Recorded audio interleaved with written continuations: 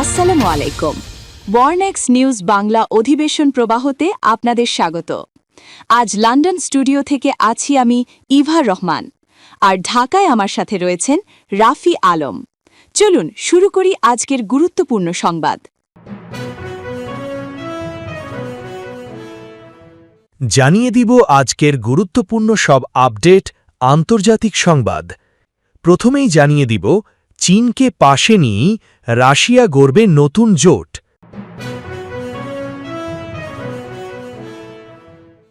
এরপর আরও জানিয়ে দিব ক্ষমতা হারাতে যাচ্ছেন নেতানিয়াহু।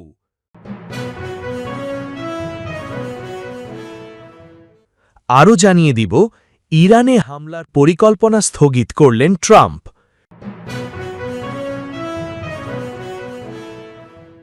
এবং সর্বশেষ জানিয়ে দিব পাল্টা মারের প্রস্তুতি নিচ্ছে ইরান।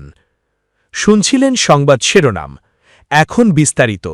তবে তার আগে অনুরোধ থাকবে এই ভিডিওটিতে একটি লাইক, কমেন্ট এবং চ্যানেলটি সাবস্ক্রাইব করে জানিয়ে দিন কোন জেলা থেকে বা কোথা থেকে আপনি আমাদের এই ভিডিওটি দেখছেন এবং শুনছেন। মার্কিন প্রেসিডেন্ট ডোনাল্ড ট্রাম্পের চীন সফরের 4 দিন পরেই বেইজিংয়ে পৌঁছালেন রাশিয়ার প্রেসিডেন্ট ভ্লাদিমির পুতিন। বিশ্বের চলমান অস্থির পরিস্থিতির মাঝে চীনে মার্কিন প্রেসিডেন্টের সফর এবং কোনো উল্লেখযোগ্য অগ্রগতি না হওয়া এবং এর পরপরই চীনের ঘনিষ্ঠ মিত্রদেশ রাশিয়ার রাষ্ট্রপ্রধানের বেইজিং সফরকে ঘিরে বিশ্বজুড়ে ব্যাপক তোলপাড় সৃষ্টি করেছে। প্রশ্ন হল, ট্রাম্পের পরপরই এ সময়ে এসে পুতিনের চীন সফর ঠিক কতটা গুরুত্বপূর্ণ? পুতিনের সাথে মিলে কি সিদ্ধান্ত নিতে চলেছেন চীনের প্রেসিডেন্ট শি জিনপিং? মার্কিন প্রেসিডেন্ট ডোনাল্ড ট্রাম্প কিছুদিন আগেই চীন সফর করেন। সে সময় বিভিন্ন আন্তর্জাতিক সংবাদ মাধ্যম থেকে জানা যায় চীন সফর থেকে সেভাবে কিছুই অর্জন করতে পারেনি মার্কিন যুক্তরাষ্ট্র। মার্কিন প্রেসিডেন্টের চীন সফরকে একরকম ব্যর্থ সফর বলেই তুলে ধরা হয় বিভিন্ন সংবাদ মাধ্যমগুলোতে। বিশ্লেষকদের মতে এ সময়টা পুতিনের জন্য বেশ সুবিধাজনক। তিনি এই আত্মবিশ্বাস নিয়েই বেইজিং সফরে যেতে পারছেন যে রাশিয়াকে পাশ কাটানোর কোনো পরিকল্পনা চীনের নেই, কারণ মার্কিন উচ্চ পর্যায়ের সফর সত্ত্বেও চীন তাদের কাছে নিজেকে বিলিয়ে দেয়নি, এমনকি কৌশলগত মিত্রদের সাথেও কোনরূপ বিশ্বাসঘাতকতা করেনি। ট্রাম্পের পরপরই পুতিনের চীন সফর বর্তমানে নতুন ভূরাজনৈতিক বাস্তবতায় বেশ গুরুত্বপূর্ণ। এর মাধ্যমে চীন ও রাশিয়ার মাঝে একে অপরের কৌশলগত ও অর্থনৈতিক সম্পর্কের বিষয়টি ফুটে উঠল। পাশাপাশি চীনে পুতিনের এই আগমন ওয়াশিংটনকে একটি শক্তিশালী বার্তাও পৌঁছে দিল, আর তা হল পশ্চিমা চাপ সত্ত্বেও মস্কো বেইজিং সীমাহীন অংশীদারিত্ব অটুট রয়েছে। বিশ্লেষকদের মতে বিশ্বজুড়ে মার্কিন যুক্তরাষ্ট্রের একমুখী চাপ, বিভিন্ন অঞ্চলের যুদ্ধ পরিস্থিতি এবং শুল্ক নিয়ে চলমান উত্তেজনা পুতিনের এই সফরকে আরও বেশি তাৎপর্যপূর্ণ করে তুলেছে। আমেরিকার যেকোনো সম্ভাব্য হুমকি যৌথভাবে মোকাবিলার পাশাপাশি নিজেদের জ্বালানি, বাণিজ্য ও প্রযুক্তিগত সহযোগিতা জোরদার করাই এই সফরের মূল লক্ষ্য। ইসরায়েলের রাজনীতিতে নতুন অনিশ্চয়তা। বুধবার দেশটির পার্লামেন্টে আগাম নির্বাচন এবং পার্লামেন্ট বিলুপ্তির একটি গুরুত্বপূর্ণ বিলের উপর ভোট অনুষ্ঠিত হবার খবর পাওয়া গেছে। বিলটি পাশ হলে নির্ধারিত সময়ের আগেই জাতীয় নির্বাচনের পথে যাবে ইসরায়েল। আর সাম্প্রতিক জরিপ বলছে সেই নির্বাচনে বড় ধাক্কা খেতে পারেন প্রধানমন্ত্রী বেনিয়ামিন নেতানিয়াহু এবং তার দল লিকুদ পার্টি। 2022 সালের নির্বাচনের পর গঠিত লিকুদ নেতৃত্বাধীন জোট সরকারকে ইসরায়েলের ইতিহাসের সবচেয়ে কট্টর ডানপন্থী সরকার হিসেবে দেখা হয়। তবে গাজা যুদ্ধ, নিরাপত্তা সংকট এবং রাজনৈতিক অস্থিরতায় এখন চাপে রয়েছেন প্রধানমন্ত্রী বেনিয়ামিন নেতানিয়াহু। মূলত কট্টরপন্থী ইহুদি দলগুলোর দাবির মুখেই নেসেট ভেঙে দেওয়ার বিলটি আনা হয়েছে। একসময় নেতানিয়াহুর ঘনিষ্ঠ মিত্র থাকা এসব দল এখন আগাম নির্বাচনের দাবি তুলেছে। সাম্প্রতিক জরিপগুলো বলছে আগাম নির্বাচন হলে বড় ধরনের পরাজয়ের মুখে পড়তে পারেন নেতানিয়াহু।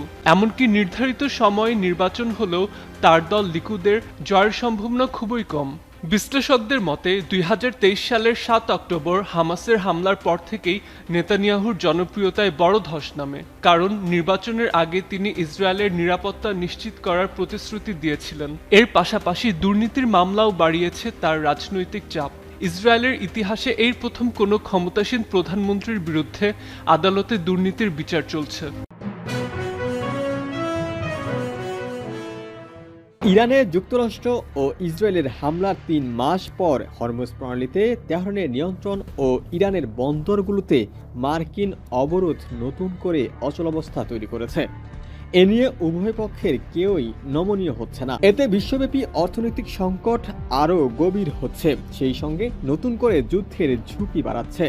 যদিও মার্কিন প্রেসিডেন্ট ডোনাল্ড ট্রাম্প ইরানে হামলার পরিকল্পনা স্থগিত করার কথা জানিয়েছেন। বার্তা সংস্থা রয়টার্সের প্রতিবেদনে বলা হয়, নীতি নির্ধারকদের মধ্যে ক্রমবর্ধমান উদ্বেগটি কোনো চুক্তি আসন্ন কিনা তা নিয়ে নয়, বরং ওয়াশিংটন বা তেহরানের কোনো ভুল হিসাব নতুন করে সংঘাত শুরুর আগে এই উত্তেজনা আর কতদিন স্থায়ী হবে তা নিয়ে। যুক্তরাষ্ট্র ও ইসরায়েলের কিছু কর্মকর্তা যুক্তি দিচ্ছেন, চাপ বাড়লে তা তেহরানের দর কষাকষির ক্ষমতা দুর্বল করে দিতে পারে এবং ইরানকে আলোচনার টেবিলে ফিরতে বাধ্য করতে পারে। এ নিয়ে ইরানের কর্মকর্তারা রয়টার্সকে বলেন, তাদের ক্ষেপণাস্ত্র কর্মসূচি পারমাণবিক সক্ষমতা বা প্রণালীর নিয়ন্ত্রণের বিষয়ে ছাড় দেওয়ার কোনো নীতিগত হাতিয়ার নয়, বরং ইসলামী প্রজাতন্ত্রের টিকে থাকার আদর্শিক স্তম্ভ।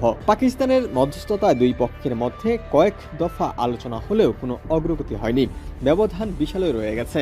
যুক্তরাষ্ট্র চায় ইরান ২০ বছরের জন্য ইউরেনিয়াম সমৃদ্ধকরণ বন্ধ করুক এবং তাদের মজুত ইউরেনিয়াম যুক্তরাষ্ট্রে পাঠিয়ে দিক। ট্রাম্প একদিন যুদ্ধের হুমকি দেন, পরদিন বলেন আলোচনা চলছে, তাই হামলা স্থগিত। এই লুকোচুরির মধ্যেই তেহরান কিন্তু বসে নেই। ইরান স্পষ্ট বার্তা দিয়ে রেখেছে, আবার হামলা হলে শুধু যুদ্ধ নয়, গোটা বিশ্বকেই এর মূল্য চোকাতে হবে। কিন্তু সেটা কিভাবে করবে ইরান, সেটাই এখন সবচেয়ে বড় প্রশ্ন। ইরান যুক্তরাষ্ট্রের মধ্যকার ভঙ্গুর যুদ্ধবিরতি আবারও টলমল করছে।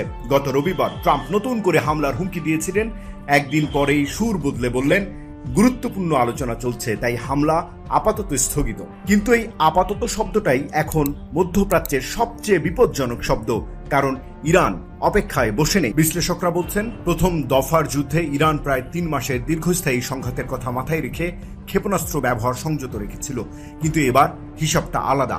German Institute for International and Security অ্যাফেয়ার্সের ইরান বিষয়ক নিরাপত্তা বিশেষজ্ঞ হামিদ রেজা আজিজি বলছেন, নতুন যুদ্ধ হবে স্বল্পস্থায়ী কিন্তু অত্যন্ত তীব্র। প্রতিদিনই কয়েক ডজন থেকে কয়েকশো ক্ষেপণাস্ত্র ছোড়ার সক্ষমতা ইরানের রয়েছে। সেই সক্ষমতা এবার পুরোপুরি কাজে লাগাতে দ্বিধা করবে না তেহরান। কিন্তু সবচেয়ে ভয়ের জায়গাটা আলাদা। ইরানের হাতে সবচেয়ে বড় অস্ত্র হলো ভূগোল। হরমুজ প্রণালী এবং বাব আল মানদেব, এই দুটি সমুদ্রপথ দিয়ে বিশ্বের বিপুল পরিমাণ জ্বালানি ও বাণিজ্য চলাচল করে। ইরান যদি এই দুটি পথ পুরোপুরি বন্ধ করে দেয় বা বিপজ্জনক করে তোলে, তেলের দাম আকাশ ছোঁবে, বিশ্ব অর্থনীতিতে আগুন লাগবে। ট্রাম্পের উপর চাপ সৃষ্টির জন্য এটাই ইরানের সবচেয়ে শক্তিশালী হাতিয়ার। উপসাগরীয় প্রতিবেশীরাও এই হিসাবটা বুঝছে, তাই সংযুক্ত আরব আমিরাত, কুয়েত, সৌদি আরব কেউই চায় না এই যুদ্ধে জড়িয়ে পড়তে। কিন্তু ইরানের সন্দেহ, মার্কিন ইসরায়েলি হামলায় আমিরাত ও সৌদি আরব গোপনে সহায়তা করেছে। এই সন্দেহ থেকেই তেহরান থেকে আসছে তীব্র হুমকি। ইরানের এক বিশ্লেষক বলেছেন, আমিরাতকে উটে চড়ার যুগে ফিরে নিয়ে যেতে হবে, প্রয়োজনে আবুধাবি দখল করা হবে। কথাটা অতিরঞ্জিত হলেও এর পেছনের মনোভাব বিশেষজ্ঞরা উড়িয়ে দিচ্ছেন না। একদিকে ইয়েমেনের বিদ্রোহীরা প্রতিশ্রুতি দিয়েছে যুদ্ধ হলে ইরানের পাশে থাকবে, তবে প্রথম দফায় তারা ছিল বেশ সতর্ক, কারণ সামরিক মজুদ তলানিতে রয়েছে। এবার কতটা সক্রিয় থাকবে সেটাও এই যুদ্ধের একটি বড় অজানা বিষয়।